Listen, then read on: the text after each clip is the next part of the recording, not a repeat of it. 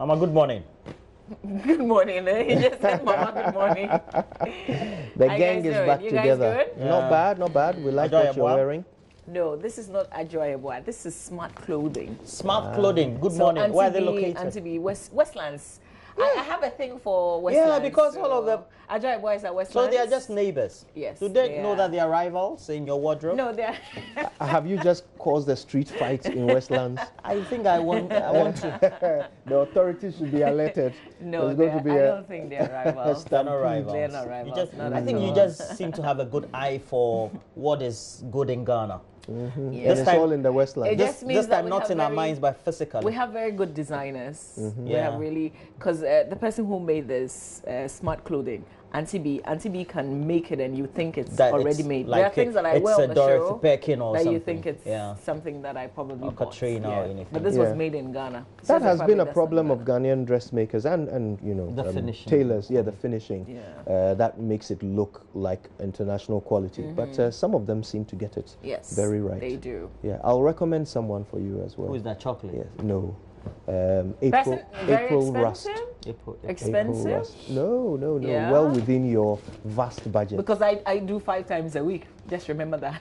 Yes. Yes, you can manage. You can manage. You're saying it's affordable. Curtains are nice. Yeah. Yes, and the finishing. It's the finishing that makes them And then come this lady to too my is called mind. Yeah. Pistis. Yes. Also good reputation there. Yeah. She's in East Legon. Yeah. I drink that. April Rust is not far from where you normally get your things. Kwabenya. And then it's all in the mind, you know. Well, to all the great designers If the city is doing well and you say it's not doing well, it's all in your mind. He had to go there, right? Somehow he's connected we've close got the to that. Association of Ghana Industries joining us on the show this morning. So there are many things that we'll speak to them about when they join us, including their exhibition and summit, which is coming up. Yeah. We'll also ask them what the city is doing to them. Yeah. That's all to come. But let's start with. Hey, you think so? Some of them are even blaming industries for not forecasting that the city will depreciate and planning for it.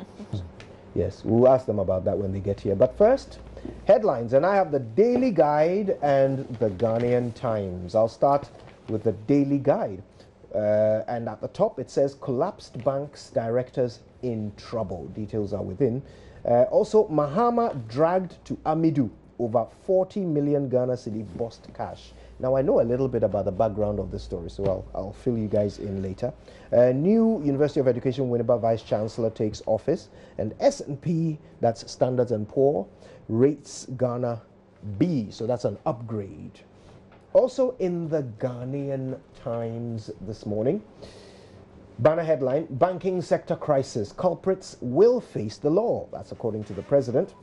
Also, big boost for economy as Standard & Poor's raises Ghana's investment rating to B. PIAC seeks partners to tackle mismanagement of oil revenue. Everybody is seeking partners these days when it comes to revenue. The GRA are seeking partners as well.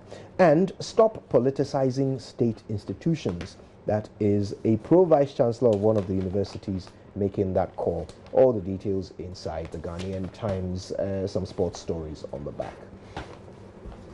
All right, so let's do the Daily Dispatch newspaper. It has on the front page, Yao Graham. Is it Yao or Yao? Yao.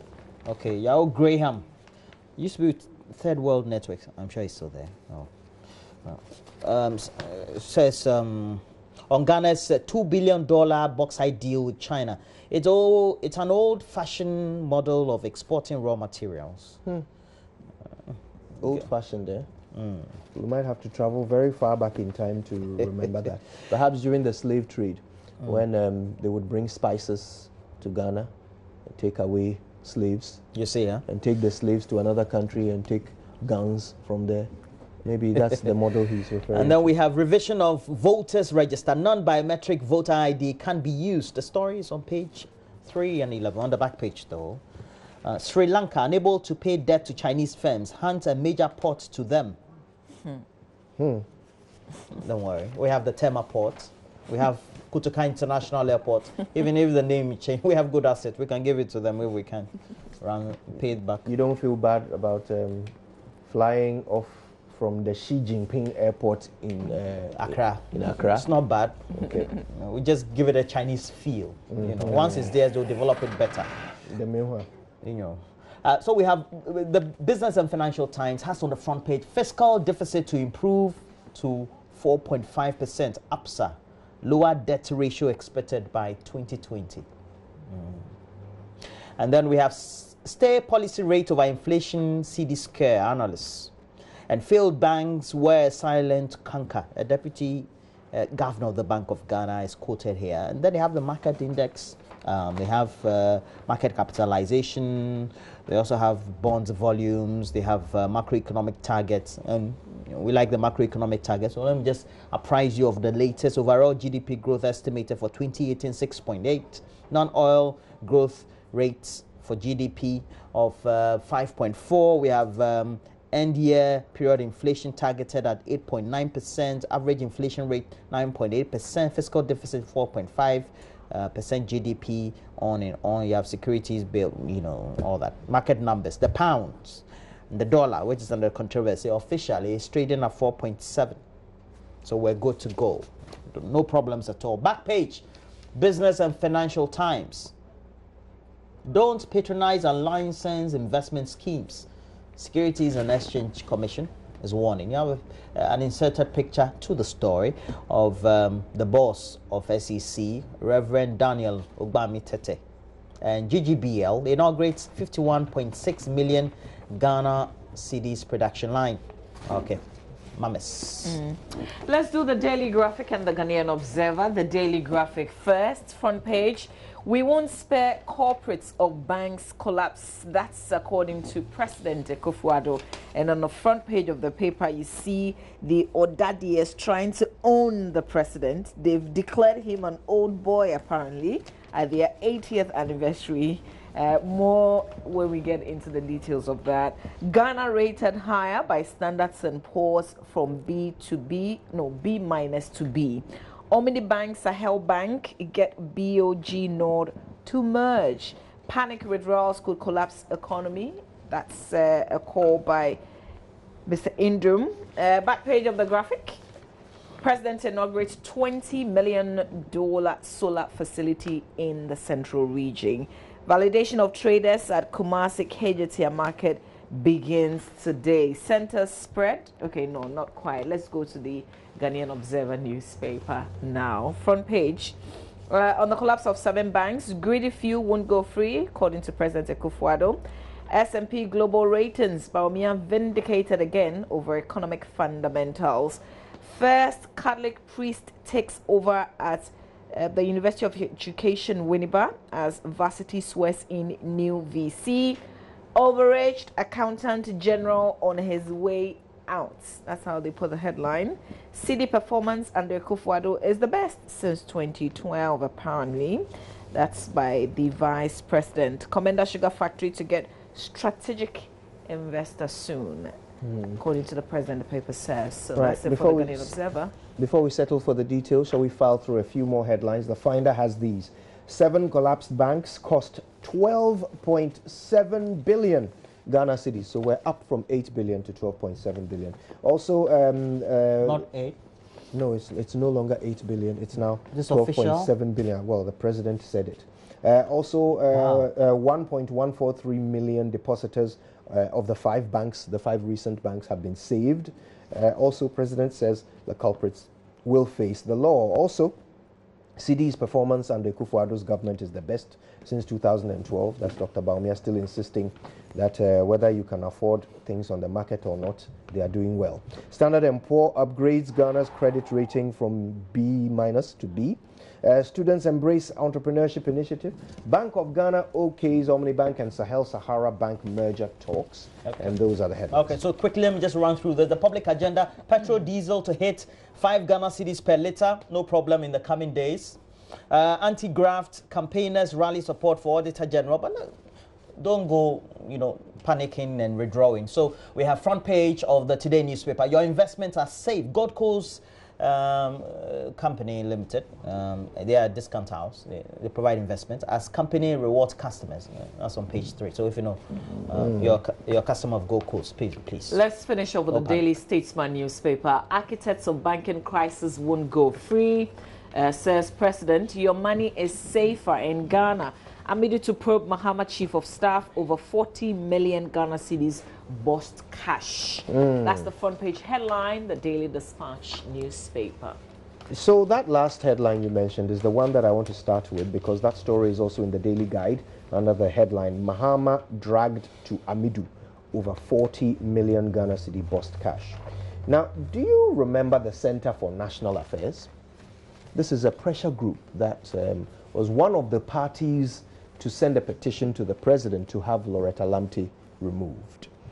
Now they are back in the headlines because this time around they are petitioning the Office of the Special Prosecutor under Act 959 Section 3, 1A and 1B, which empowers the office to investigate and prosecute alleged suspected corruption and corruption-related offenses. Okay, so the story is that some money was paid in periodic tranches from accounts at BOST to an account at the Chief of Staff's office. This is in the run-up to the election, 2016. So this was under President Mahama's tenure. So they say that this all happened in 2000 it says this happened over a 1-year period, but I'm struggling to find which year they reference. Now, you will recall that at the beginning of the NPP's coming into office, yes, there was talk of this thing where apparently every 2 weeks there was some money transferred from BOST MD Kwame Wadakon's organization's accounts into Chief of Staff Julius Deborah's an account at the Chief of Staff's office. So these are 2 government accounts that the money was transferred between. But the Center for National Affairs suspects corruption here because they believe that that is not an authorized direction for the movement of funds at BOST. They also believe that other state institutions were sending money to the Chief of Staff's office in this manner. Now, I said I have some background to this because when the NPP took over and had the press conferences on this, I spoke to some person who is very high placed or was very high placed in the Mahama presidency. And that person said to me that this followed Seth Tekpe's squeezing of the funds sent to the presidency. I don't know if you remember. The presidency in a particular year spent over 400% of their budget or something like that. There was an overrun. Yes. Yeah. So not 400%, over 100 and something percent of their budget. I think it was in 2012, so in the 2013, 2014. Okay. So following that, Seth Tekpe then became very stringent on how much money was budgeted for the presidency. So they had to find money from elsewhere. And the understanding I have is that an arrangement was made between who and who, I don't know.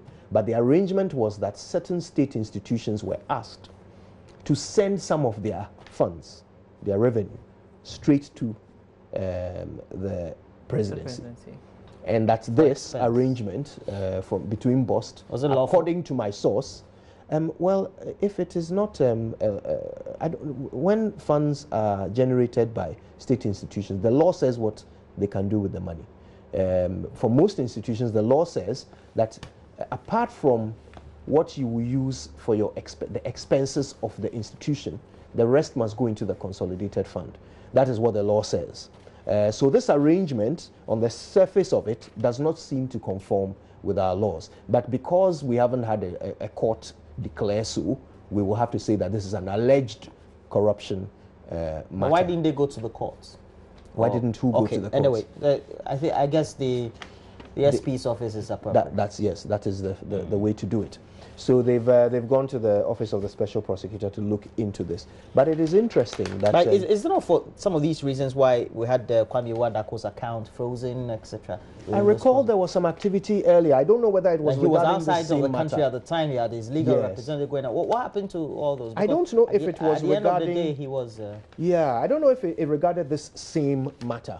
But this particular matter, according to the Center for National Affairs, they have documentation to support their claims. And they want the Office of the Special Prosecutor. I think it's traceable because they are government accounts, right?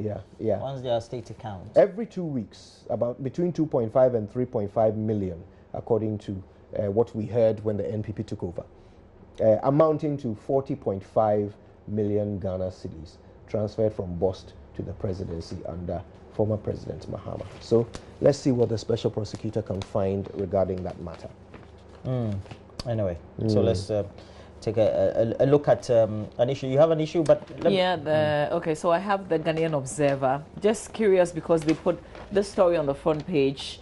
Overaged Accountant General on his way out. So I thought we would read a bit of the story, which is on page 9. And Mr. Eugene Asante or Asante Ofosuhene, that's the name of the Accountant General, the boss. At the place, and they say he's 67 and that he's way beyond the constitutionally mandated retirement age for public officials. And now there's protests, and they put it massive protests from some workers at the Controller and Accountants General Department and some high-ranking members of the ruling New Patriotic Party over the retirement age of the acting Controller and Accountant General of the Controller and Accountant General's Department. So he was appointed by President Akufo-Addo on May 11, 2017, following the exit of Mr. Seidu Kotoma, who was appointed by former President John Dramani Mahama. And the paper says reliable sources indicate that the president has finally decided to relieve the, quote, overage civil servant, unquote, following agitations from all quarters. And essentially they say the president is hunting, is looking for a new accountant general, if you like. He will surely be given the boot sooner than later. But the way the paper puts the story, it's like there's an interest somewhere if you begin to read some of the quotes that they share. But that's it about this man, Mr. Eugene Asante Ofosuhene, who's acting Controller and Accountant General, who the paper believes they are very certain that he's on his way out because the president is looking for a replacement as he is 67. That's it for the Ghanaian Observer. I'll go to the graphic, but if anybody wants to share, I think, Willa, you wanted to do the BNFT. Yes, I think the issues of the economy have been dominating discussion so far. And there's this story that the Business and Financial Times published, and it's headlined here, Stay Policy Rate Over Inflation CD Scare. And this one is coming from analysts. And if you go to page 4 of the paper, they have an interaction with Dr. Eric Osenasibe. We know he's a senior economist at the University of Ghana Economics Department. And he seemed to give an indication vis-a-vis what the various indicators are and what impact they could have if we have the policy rate of the Bank of Ghana. And mind you, the policy rate is the standard or the benchmark by which the Bank of Ghana sets for the other commercial banks to follow. So if the commercial bank wants to come and borrow from the Bank of Ghana, that they'll borrow at that rate. But we know that over the course of the several decades, especially in the Fourth Republic, but even 10 years before the Fourth Republic, our banks usually have not been lending to the public at anything near the policy rate. A rate that is closer to what the policy rate is set by. We've always complained that it's very We have expensive. a monetary policy committee. They are supposed to have their next quarterly meeting and do the briefing for the press for the last quarter. And the economist is saying that we shouldn't have the policy rates reduced further because there's no corresponding reduction. And the banks are facing problems. Now, we're being told, based on what the estimations are, that inflation has had reduced from June, which was 10%, to 9.6. Now, he's worried that if we have the policy rate reduced, it will have a bearing on inflation. knowing that there could be some liquidity that's supposed to be available, but it will mean that people will spend more and the inflation could go up. And more so, that he's also worried that it's not a reflection of what happens on the markets, because there's a certain pressure because of increasing cost of fuel on petroleum prices or transport prices or fares, and also food, which is one of the baskets which is used in measuring inflation on the market. And I'm hoping that the managers of the economy will perhaps also listen to some of these and will do the appropriate adjustments. If you look at the ground, it's not better like that. If you do review of other literature, you see we have a lot of inflows coming into Ghana, but they are usually to sectors which is not being an environment everybody is participating in. So you have petroleum, but those who participate in petroleum sector are not the ordinary people. So you have a lot of money coming in. So they'll tell you the inflows are like this, a certain quantum. And Ghana is a very good economy and all that. But it also means that, well, the ordinary person is not participating. The income levels are not up to a certain rate or a certain level.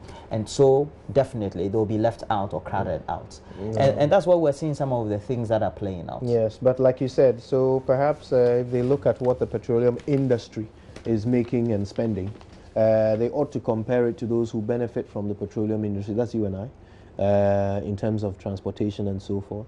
But it doesn't seem to come as far down. On the contrary, we directly, apart from what PR etc. will be monitoring based on what we get, we still import our petrol. Yes. And so we'll have to go around. We get some benefits, but I don't know whether I've seen in one of the papers today that fuel is going to hit 5 cities. Yes. Is it a gallon or per litre? I'd been expecting it's almost 5 now. Like when you look at the figures. But the point is, it's going up. It's not coming down.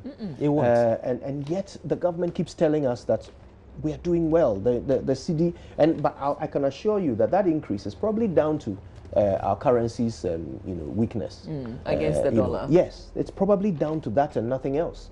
Because they seem to be keeping all other. I'm surprised that we haven't been talking. Like we haven't been talking about because you see, if you look at the vice president's argument, and poignantly, the vice president's friend Kojo, hey, because you give us a lead.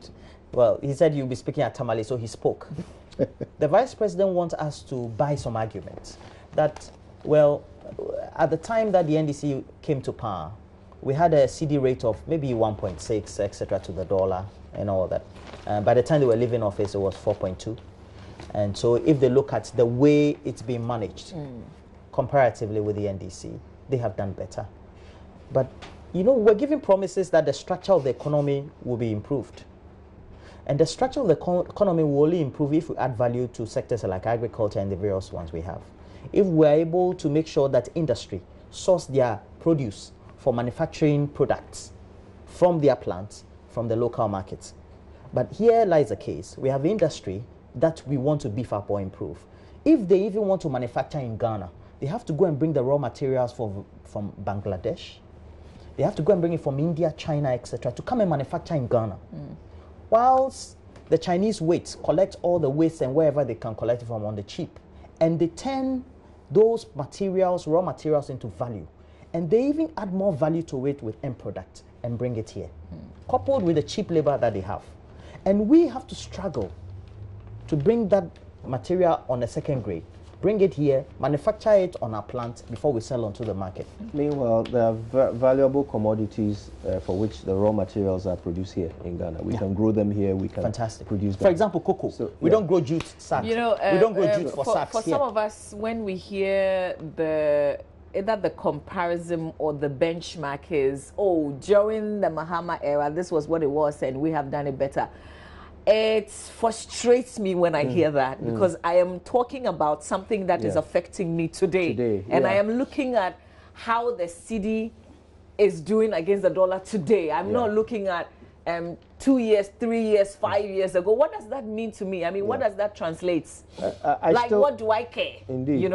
I still believe that Dr. Bawumia is perhaps one of our best chances of fixing our economy, doing a lot of the things you've been talking about.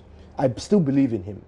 But I think when it comes to communication about our current situation, he's getting it wrong. I genuinely believe that you shouldn't be telling us that, yes, we are failing, but we are failing better than our predecessors. Who cares? You shouldn't tell us that, yes, our city is depreciating, but it's depreciating less than other countries. Who cares? I genuinely, please, Dr. Baumia, economic management team, good morning to you all. I genuinely don't care what the peso is doing in Argentina. I truly don't care. I care what the city is doing in Ghana. Yeah. Can you tell us what we can do to shore up the city? Because look, Christmas is around the corner. Where else People is are going to start, taking dollars to go and buy in Dubai, China, and bring back here They're doing it already. For Christmas. I mean, it's September. Yeah. Okay, it started. So please, is the city going to go up or down? And the intention is that in the immediate to long term, we would have, instead of having those people or the traders go to China and Dubai, etc., to bring the goods, source those materials from our local people. Yeah. And we're not seeing the signs that, well, we're going to see that in 5 years or 10 years. It's the communication that I think is going wrong. We need to understand what's being done to protect the city, not what some other country is doing or what some other administration did. All right, then. So Bright Simmons writes, is Men's Gold a financial innovator? That's an important question he's asking on myjoyonline.com this morning. Go and read what Bryce Simmons thinks. Also, planned induction of new VC for University of Education Winneba is illegal, according to Professor Atuguba. Again, you can find out why the legal luminary is saying this. Also, GN, Premium and Heritage are in merger talks. Hey, merger here, merger there, merger everywhere. Also, 4 illegal miners caged 15 months each in Bekwai. I don't know. Is that punitive enough? And what else? Photos. Ekufuado tours potato processing factory in Central Region. In my constituency, Gumwa West. Gumwa Bewaze, to be precise. And let's see what else there is. Men's Gold Saga. Stop fighting Bank of Ghana and SEC and go to court if. And that is Chrissy Pratt's admonition there. Also, Omnibank and Sahel Bank merger to be completed before December 2018. Sahel Sahara Bank talking to Omnibank about this. Finally, government seeking strategic investor for Commander Sugar Factory. The man. Yatse, aye. Okay then. And referendum. Togwapede backs voting by non-residents of affected regions. This discussion is still ongoing.